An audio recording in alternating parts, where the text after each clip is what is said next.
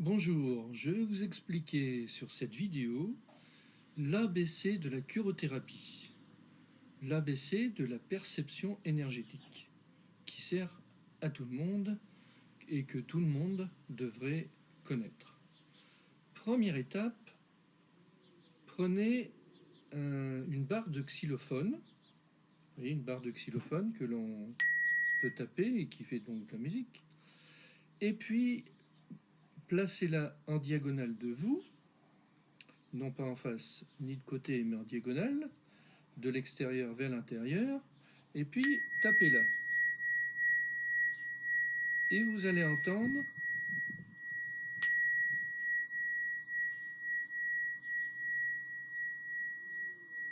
qu'il y a un son qui s'amplifie lorsqu'il traverse votre biochamp, c'est-à-dire vos corps énergétiques qui sont tout autour de vous et qui existent.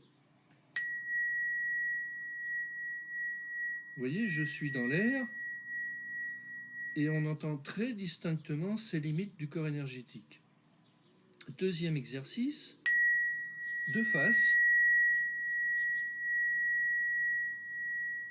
Là aussi, on entend très bien qu'il y a un plan d'énergie de nos corps énergétiques qui est de face, de haut en bas, tout droit, et un autre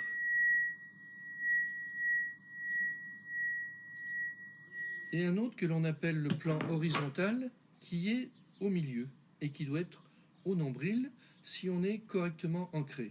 Donc nous avons bien un corps énergétique, même des corps énergétiques puisque nous les entendons, avec un plan de face vertical et un plan horizontal qui correspond au milieu du corps. Nous les percevons de manière avec un son, de manière physique, donc nous devons les percevoir aussi. C'est le deuxième exercice avec nos mains, et vous allez voir que les mains s'arrêtent. Si vous le faites avec le cœur et non pas avec le mental, les mains s'arrêtent aux limites de vos corps, c'est-à-dire sur les côtés, les cercles qu'il y a, en face, en mettant une main en haut, une main en bas, et de bas en haut pour le plan horizontal. Donc nous avons bien des corps énergétiques, une structure énergétique qui est perceptible avec un instrument et avec nos mains. Second exercice, eh bien, on peut prendre une bouteille d'eau, par exemple, et s'apercevoir qu'elle aussi dégage une énergie, il y a une limite d'énergie. Nos mains s'arrêtent aussi, comme ils s'arrêtent ici. Si l'on prend une plante, et tout être vivant, donc là je prends une plante, c'est plus facile qu'un arbre, eh bien vous allez voir que là aussi vos mains s'arrêtent autour, et donc la plante aussi a un corps énergétique, enfin c'est-à-dire une énergie qui est autour d'elle et que l'on perçoit aussi facilement que l'on perçoit nos propres corps. C'est le premier exercice qu'il faut s'entraîner pour évidemment percevoir facilement et nos corps, et notre plan de face, et notre plan horizontal qui doit correspondre au niveau du nombril si on est correctement ancré. Exercice suivant, on s'aperçoit que nos corps énergétiques réagissent. C'est-à-dire, si je mets ma main sur une paroi du corps énergétique et que je teste de l'eau, eh bien, par exemple, là, je vois que mon corps énergétique augmente légèrement. Ce qui veut dire que cette eau va, si je la bois, va me donner un peu d'énergie. Si je teste un fruit, eh bien, je regarde la réaction. Là, l'énergie est supérieure, puisque mon biochamp augmente quand je teste le fruit. Donc, si je mange cet aliment, eh bien, il va m'être bénéfique.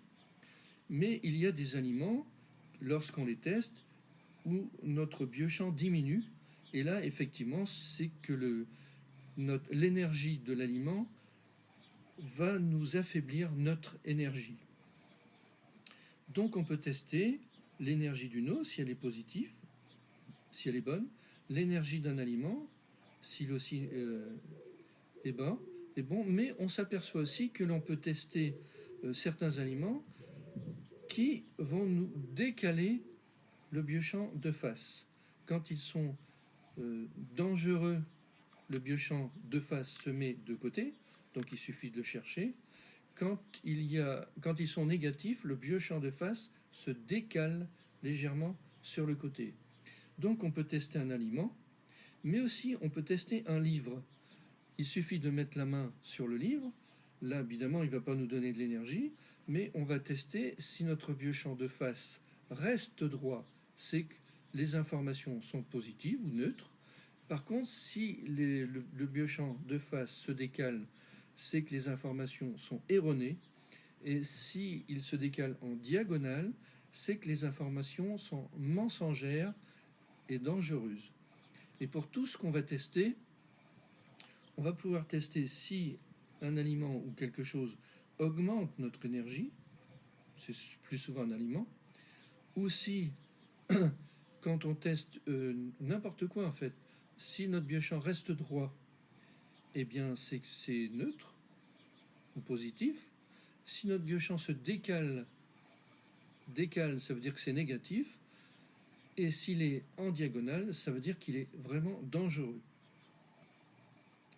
Donc là, on teste la réaction d'un aliment, d'un livre, ou d'un être, ou d'une personne, leur réaction sur notre biochamp, et on voit qu'il y a vraiment une réaction, soit d'augmentation, soit de décalage du plan vertical sur le côté ou en diagonale. Exercice suivant, on s'aperçoit que non seulement on peut tester une énergie, mais aussi on peut la tester à distance. Si on l'éloigne de nous, à distance, on va voir le même résultat. Donc il suffit de faire l'exercice. Vous mettez votre main sur votre biochamp, vous testez à distance et vous avez la même réaction. Quel que soit l'éloignement, si on teste quelque chose à distance, on a la même réaction. Puisque là, en fait, on est dans l'espace quantique et c'est notre pensée qui veut tester telle chose, qui crée une réaction sur le biochamp et un effet.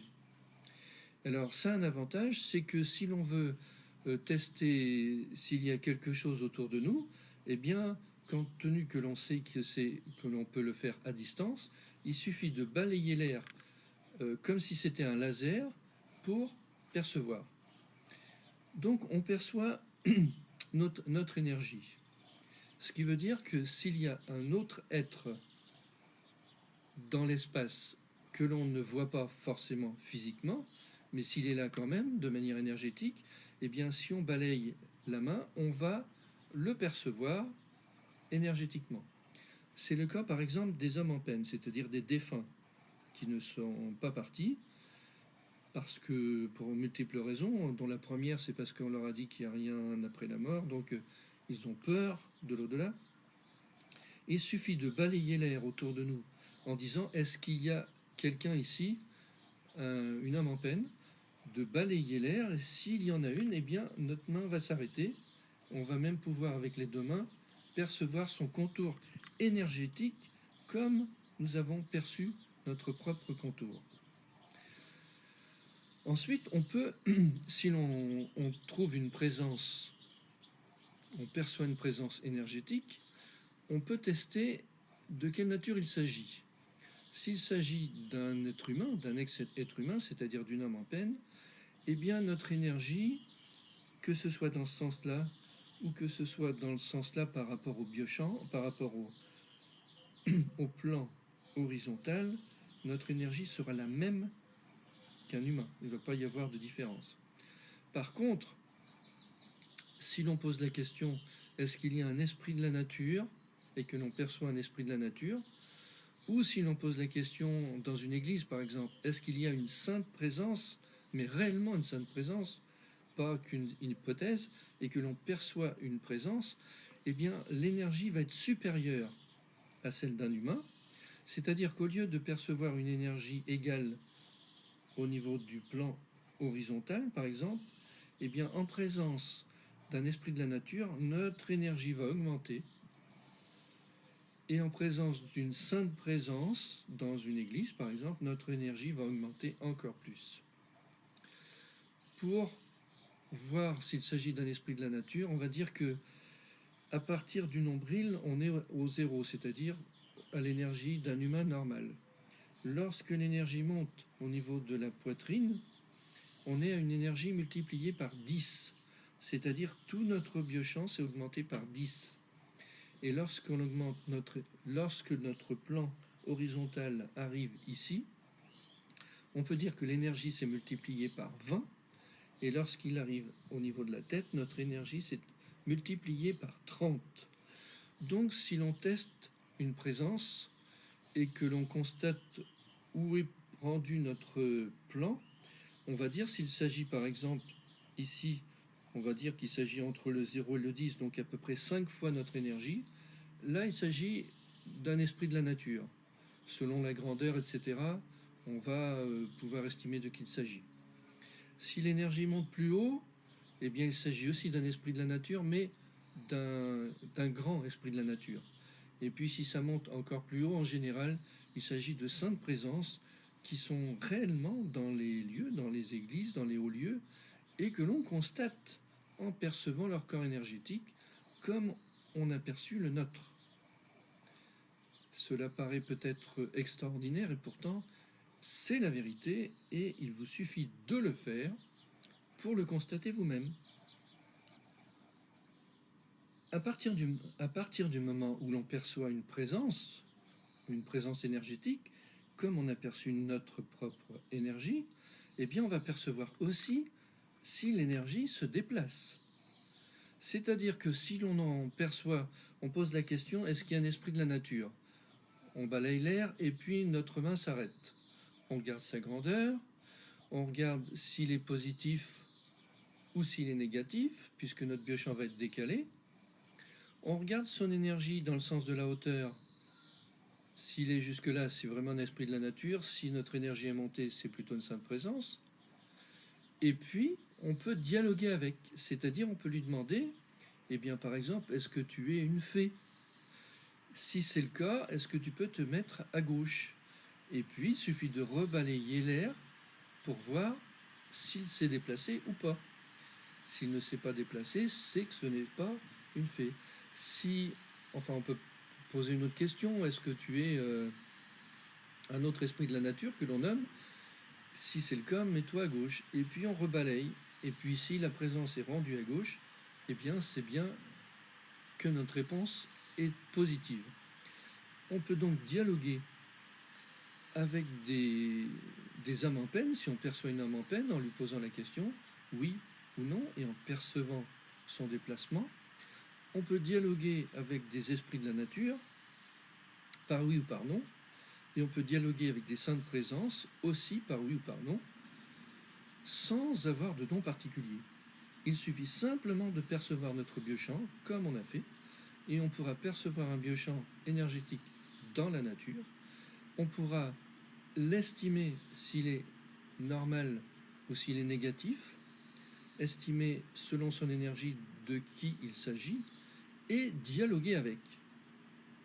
Ce qui nous donne évidemment énormément de capacités que personne ne savait, ce qui nous permet de constater que la science ne sait pas tout, puisqu'ils ne connaissent pas les corps énergétiques, que la religion ne sait pas tout, puisqu'ils ne savent pas que les saintes présences sont réellement dans les églises. Et puis notre éducation, évidemment, est tout à fait à refaire, puisque tout ceci existe et on peut le percevoir et le tester nous-mêmes. Donc à partir du moment où on va avoir perçu nos corps énergétiques, avec le biochamp de face, le biochamp qui est horizontal, à partir du moment où on va avoir perçu des esprits dans la nature, des présences éthériques ou astrales, l'énergie des plantes, l'énergie des fruits, on va pouvoir dialoguer avec ces présences.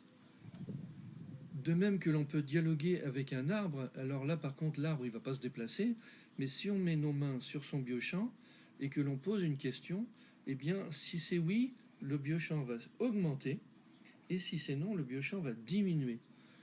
Il suffit de le faire pour constater que ça fonctionne. Et 80% des personnes qui font cet exercice, cela fonctionne aussitôt. Et aussitôt, eh bien, on est considéré, si on parle de ça à quelqu'un d'autre, on est un peu considéré comme fou, parce qu'il est hors de question d'admettre qu'il y a des esprits de la nature, qu'il y a des saintes présences autour de nous, qu'il y a des âmes en peine, et encore moins qu'on peut dialoguer avec en 10 minutes. Donc évidemment, quand vous allez le faire, vous allez tout de suite passer pour un fou vis-à-vis de votre entourage.